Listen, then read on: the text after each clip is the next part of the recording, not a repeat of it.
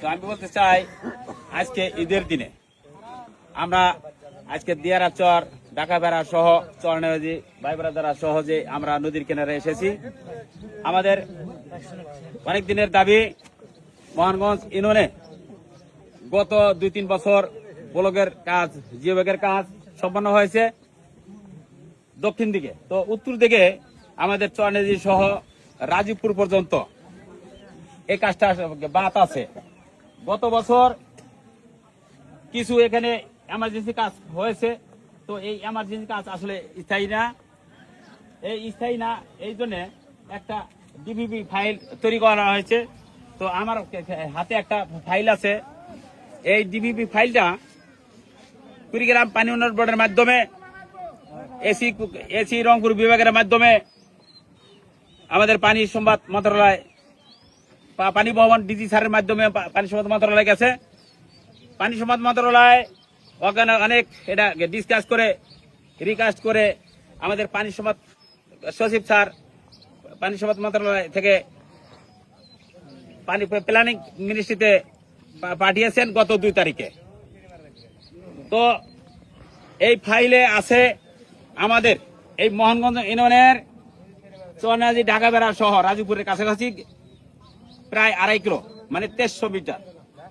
আমাদের এই ফাইলে আছে কোদালকাড়ি ইউনিয়নের 6.5 কিলোমিটার, আরো আছে ডাটিয়ারসরের 3.5 কিলোমিটার, ফুলারসার ঘাট 1.5 কিলোমিটার, খঞ্জনমারা 2900 মিটার,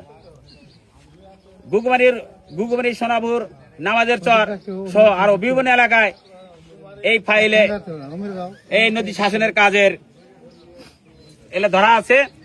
তো বলতে চাই যার বরাদ্দ 850 কোটি টাকা, তার মানে 850 কোটি টাকার কাজ এই ফাইলে আমাদের প্ল্যানিং মিনিস্ট্রিতে আছে।